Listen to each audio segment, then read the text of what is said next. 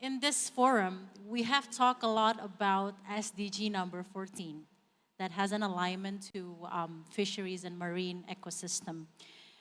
We want to hear from you. In what ways do FAO global initiative align with the current challenge and opportunities in, well, let's say, Indonesia's fishes and marine industry, and also seafood industry? Yeah, thank you very much, Safrina. I mean, we already heard from two case studies from Mekong River Commission and Vietnam. You know, these are practical challenges. I hope people can hear. I mean, see, nowadays we say blue transformation, right? Indonesia has initiated something called National Blue Agenda Partnership. What is it called? National Blue Agenda Action Partnership, NBAAP, with 4 pillars: blue health, blue food, blue financing, and blue innovation. And this is exactly the point you are saying. At FAO, we also have a strategy, which we call Blue Transformation for Asia Pacific, where we have 3 pillars. One is sustainable intensification of aquaculture. Second is promoting efficient, inclusive, and resilient value chain. And third is the integration of climate change adaptation into fisheries. And we also heard how even the mangrove, cutting the mangrove and converting them into shrimp is not only affecting or creating the diseases, but also increasing the greenhouse. You know, this is where we need to have this adaptive, integrated approach. But how do we make it happen on the ground? I think this is where the challenge is. I mean, if you look at the challenge, you see first is the regulatory framework. Not all countries are at par. Some countries have introduced good regulatory frameworks, some countries do not. But that doesn't mean that it's a difficult task. There are international best practices, which an agency like FAO can bring in and work together. But when it comes to the farmers, let's remember that in Asia Pacific region, more than 90% of the fishers are small-scale fishers, right? And when you said about changing the farmers, changing the fishers, I mean, they have been doing this for generations. I mean, how is it possible to change them? But maybe we can help them change the mindset, bring them more awareness. I can give you an example of one gentleman from Cirebon. His name is Bapak Hakim. He's a blue swimming crab fisherman. And he was also the same. He was not accepting any new innovative or awareness-raising actions. But now, he has become a champion. What he is doing is actually, he has obtained a permit. He has ensured accurate catch reporting. He is using environmental-friendly gears. And he's complying with the legal size catch. And he is encouraging, actually educating his peers. So meaning that it's difficult, but not impossible. And this is where FAO can bring, you know, the technical and the experience, good practices from other parts of the world. I mean, this is something that we can even import from Indonesia to other Southeast Asian countries, probably. And another challenge we face in Asia Pacific is the data. Data. Yeah. See, Indonesia has probably 23,000 vessels. 6,000 vessels are registered. It's the same probably in Vietnam, same in Thailand. Now, if you don't have data of the number of boats, size of the boat, you also don't have the record of catch. When we talk about illegal, unreported, unregulated, IUU fishing, we always say, yeah, you know, 70% of the marine resources are illegally fished. And we always think of like big vessels coming from different countries, big countries coming to crossing the international water and fishing. Not necessarily. Even the small-scale fishers are catching more than what they are supposed to, or what their boat capacity is. And we don't have proper data.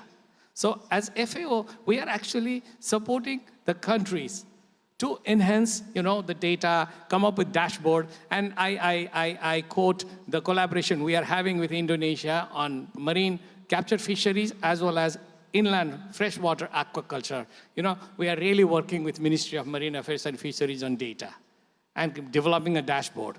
And we have already ensured some of the good practices. And I would like to also quote one project that we are concluding actually. It's called Indonesian Sea Large Marine Ecosystem. It's between Indonesia and Timor-Leste, where as a important outcome of the project is the strategic action program, which both countries have endorsed. Actually, the countries endorsed and signed this SAP we call Strategic Action Program on the 16th of January. And both countries have agreed to take it forward. And Indonesian Sea's marine large ecosystem is one of the 66 marine ecosystems in the world, but it's extremely important for this part of the world. So this type of good practice exists. And we had a similar Bob LME with Vietnam, with Thailand, with India, Maldives, and Indonesia, So this is where FAO comes in, and FAO can really contribute. Wonderful. Thank you so much as well for mentioning the real case stories of Bapak Hakim. Where is she from? He is based in Cirebon. Oh, Cirebon. So it's a shrimp growers It's as well? blue swimming crabs. Oh, blue swimming crab. Okay. But I also have other good practices, actually. I have another lady. Sure. Her name is Turini. Okay. She lives in Cilacap, in Central Java. Cilacap. She was a simple housewife, right? And she was like cooking and preparing everything for the husband. But now with the awareness, with the training, with the education, she has transformed herself into a very active member of a cooperative on eel farming. And Eel farming. Eel farming, And eel is one of the endangered species. Actually, we are working in another aquaculture project with Ministry of Marine Affairs and Fisheries on helping conserving the endangered species. And eel is one of them. Another is sidat, okay? And somehow, working with Masyarakat Adat, again, coming to the same point, the local communities, it's challenging. But you need to really build on their practices, their norms, that have been in practice for generations. We cannot change them overnight, but we have to really build on them. We have to really bring the new elements in them and work together. And that works. And this lady not only adopted these new practices, but also transformed herself. And she is so confident. Last time when I visited Cilacap, she started speaking English with me. Very impressive. Wonderful. Local heroes, that's what I'm going to say about Local them. food heroes, we call. Welcome. Now, FAO already communicate with let's say from the top to bottom approach. From the top approach would communicate with the ministerial marine affairs and fisheries, and then big companies. How do you think the approach that you took from the more grassroots approach, such as from cooperations, you said? Cooperatives. And then a cooperative, such as other local community, will also flourishing this local heroes, such as Bapak Hakim and Ibu Turini. Ibu Turini. Because as we mentioned before, you mentioned before, changing the mindset of the people is something that should be done first to actually, these people would actually acknowledge the technology to came in and finally transforming all of the, fishing systems and sustainability for, not only for the Marines, but also for their community, for their lives. You see, somehow the challenge the globe is facing, not only Indonesia or Thailand or Vietnam, the young people are not attracted to farming or fishing. Okay. Because it doesn't bring cash every day. Okay. Or even if they get cash, the cash is so little. I mean, if you see the blue crab caught in one of the coastal areas, probably when that blue crab goes through the processing and packaging and everything, it comes to a store in Jakarta, probably it's already 10 times more expensive. So what they get there is very less. So it's not becoming attractive to them, So make it attractive first. Yeah, so they would probably prefer to come to Jakarta or go to Surabaya or go to Medan or go to Bangkok or Ho Chi Minh City or Hanoi and work there in a superstore rather than go to the field, go to the farm or sea. So how do we do that? But when you talked about, I was really impressed with what you said. We need to change the farmers. Our fishers. We may not be able to change the farmers or fishers, but can we educate these young people and make fishing more attractive? Yeah. Make farming more attractive? Fish farming, shrimp farming? Yeah. So that they get cash, but cash at a level that they can spend every day. Not the cash that goes through the middleman, but rather the cash that goes to them. That would probably the way to change the mindset and make it more attractive, and they return back to their villages.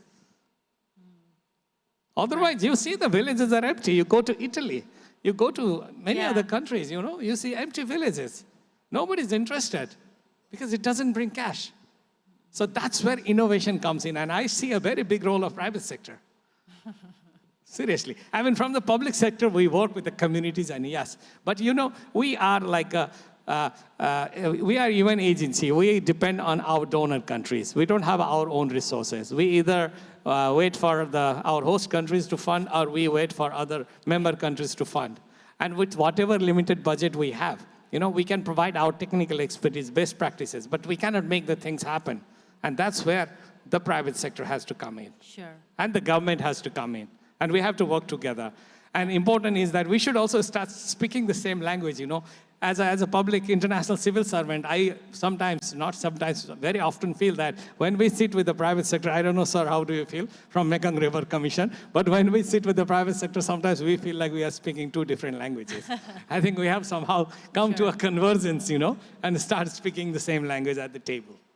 And thank you so much for disseminating this information, such as what local heroes did.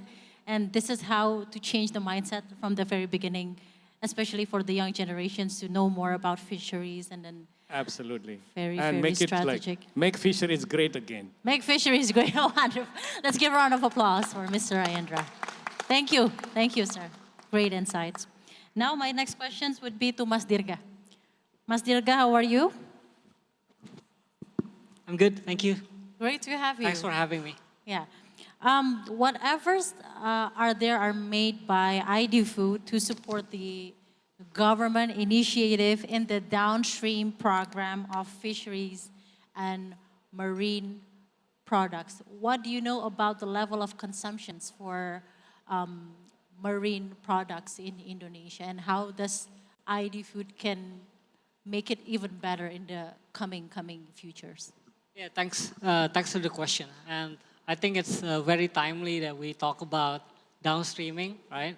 It's a key focus for the current government, and I think for all the presidential candidates, they all talk about downstreaming and in the extractive industries and now in the marine industries. I think, as you said, Indonesians consume around 46 kilograms of fish every year. It's actually a big number, but we are nowhere near the top, right? Norwegians, for example, they eat around 90 kilos of fish per person per year. And in order for us to do downstreaming right, we at ID Food currently help the Ministry of SOE to manage state-owned food companies, right? And one of the company that we manage is called PT Perikanan Indonesia, or Perikanan Perindo. Indonesia, Perindo. Yeah, which is in the fisheries, the only state-owned fishery company in Indonesia. And when we come in, me and my colleague, Pak Sigit, he came in from Garuda, Indonesia. We realized that the company needs to focus, right? If we want to do downstreaming right, we cannot handle 135 marine commodities. This is the same like when Pak Trenggono came in as a minister. He realized that there was too many focus, right? The ministry when he came in was focusing on 250 different products. Wow, from 135 to 8 key marine commodities. So now the Ministry of Marine Affairs has narrowed its focus to 5 key commodities. We're also doing the same at Perindo. We focus from 135 to 8, and now we actually have our own brand called Tukato, which is tuna cakalang tongkol, which is the key catch commodities, right? And we can only, as I said, we can only do downstreaming right if we focus on the key commodities, right?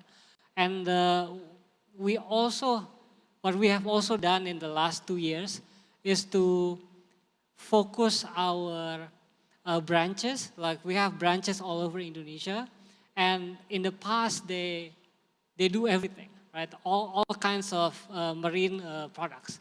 But now for example, our branch in Benoa and Bacan, they focus on tuna, right? For octopus, we focus on our branch in Makassar and Simelu, for example, in Aceh. For squid, we focus on our branch in Bangka. So we develop our in-house specialized capabilities for different marine products in different regions, according to its strength, right? And because we are doing this, we are now exporting these products to many other countries, right? So we are not only exporting raw products, but we are also exporting half finished products, right? To China, to the US, to Singapore, etc. And Yeah. This was just come from my curious mind, but how is the rest of the 127 other fish, sea commodity? Now that this aid become the priority, of course there are reasons behind that, but what happened to the rest? Yeah, so I think like a Chinese saying, right? If you try to catch two rabbits at once, you cannot do it, right? So I think now our focus is on these 8 commodities, and how do we ensure that we manage this catch sustainably, right? We have a traceable ecosystem because our market demands it, right? No longer they don't ask where we get the products from. Now everything we have to trace, we have to digitize, we have to show our buyers that we are doing business sustainably. If we don't have a focus, we cannot develop that capability to meet the global demand for sustainability. How long has this been done, sir? So this has been done in the last 2 years. The last 2 years. Yeah. And it has been a great outcome. Export destination is all over the world. What are the efforts of ID Food to open export markets for this 8 priority fishery products? Yeah, so we actively participate in global events like Seafood Expo in China or in many other countries. I think at the end of this month, we also have an expo in the Middle East. But also we are digitizing our trades, right? So we are now having an app called Perindo Nelayan. So this helps our fishermen to get financing and to market their products directly. To get financing as Yeah, well. through us or directly to the markets, right? So I think the future for marine products and production in Indonesia is digital, as Pak Mai Ngoyan said, right? We have to digitize our environment. We have to make it more efficient and transparent. And there's no other way if we want to be sustainable. There's no other way. The same as Mr. Nguyen and Pak Rayendra said about it. Tell us, what challenge did you face 2 years ago when you tried to transform Perindo regarding this digitalization, and how prepared actually Perindo embracing this transformation of sustainable fishery through this kind of ways? Yeah. So just to be clear, so this is a team sport, right? So my role at ID Food is I represent the Ministry of SOE as the ultimate shareholder. We have the majority share, but the ministry still have the final decision, right? So first is a teamwork, right? I have Pak Sigit, who is the CEO, Pak Fajar, who came from a startup, is now the CEO of the company. I think they make a really good team in getting the company to focus and to get all the people to buy into the programs, right? But we also face a number of key challenges, right?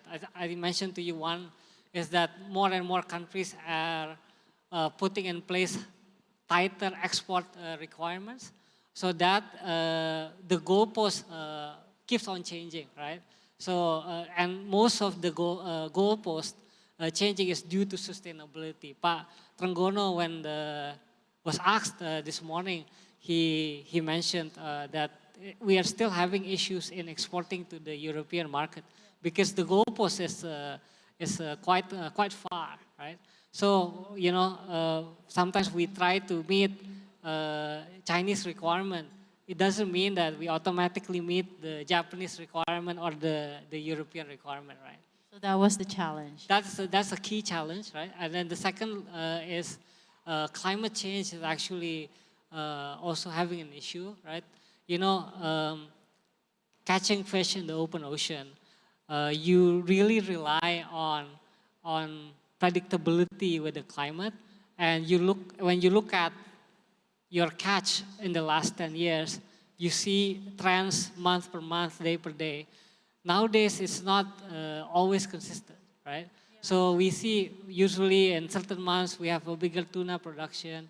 You would, based on historical record, you would put a contract with your buyer. Okay, I think in June we will have a good harvest, but nowadays with climate change, things change, right? So that unpredictability, you have to factor in all the contracts you do with your international buyers, especially for the fresh products. For the products that is grade B and lower, it's not an issue because we freeze the products anyway.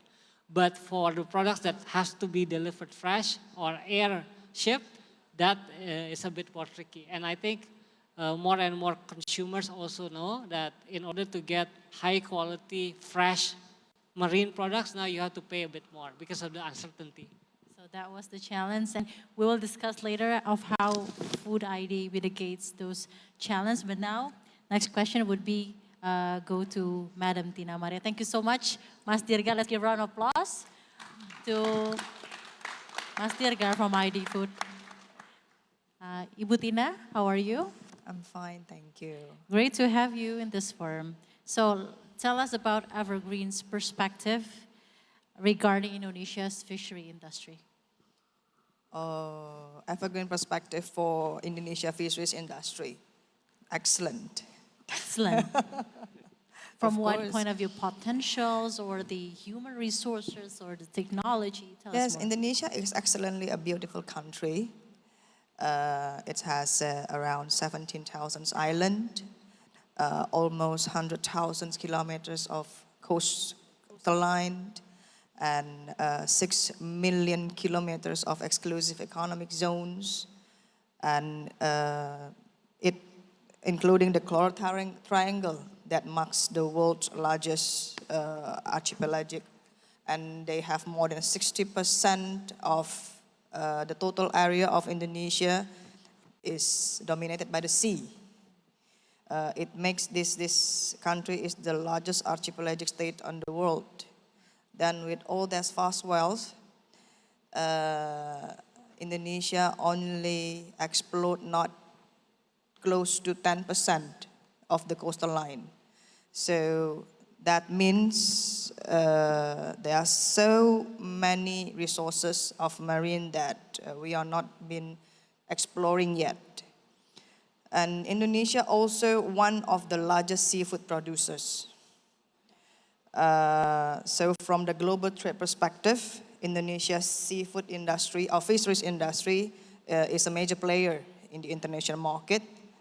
And of course, in the domestic economic perspectively, it contributing around 2.5% of the GDPs. Yes. Yeah.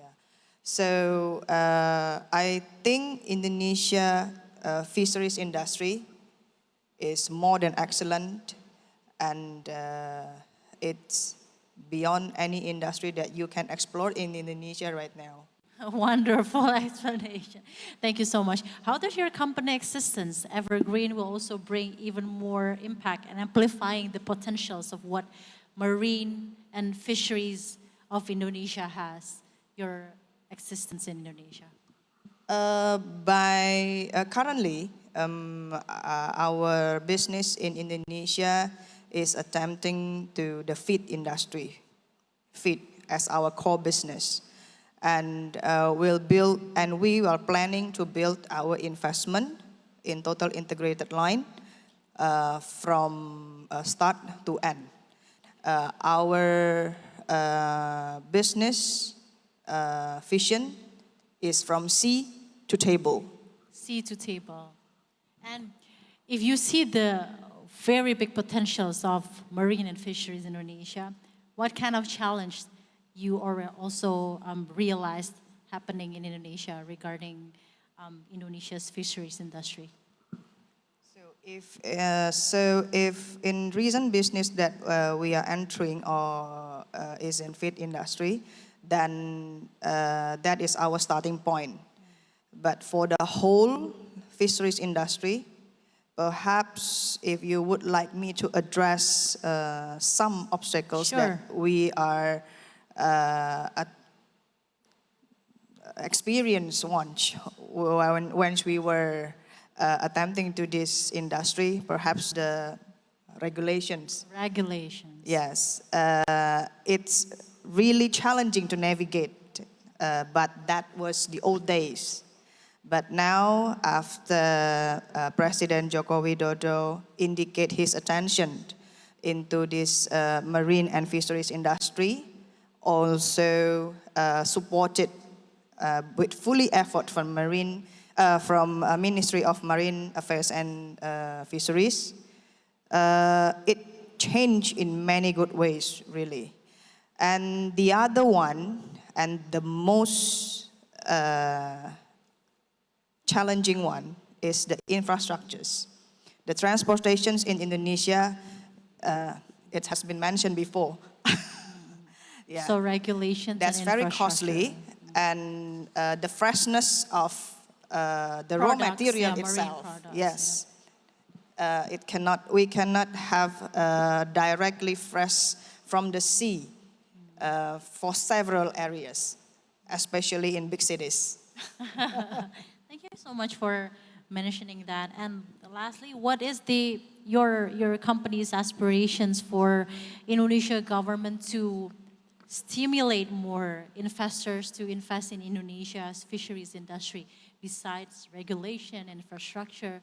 How do you see in the coming years could be better, could be done better? If I should address some, then perhaps research and development. Research and development, yes, to offering the support to research and development can foster the innovation, preserving the sustainability. That's all in research and development, the building of the technologies. And market access support.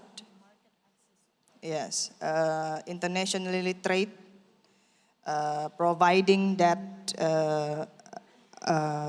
trade agreements, market support that can help to attract investors and to provide local businessmen to promote their business.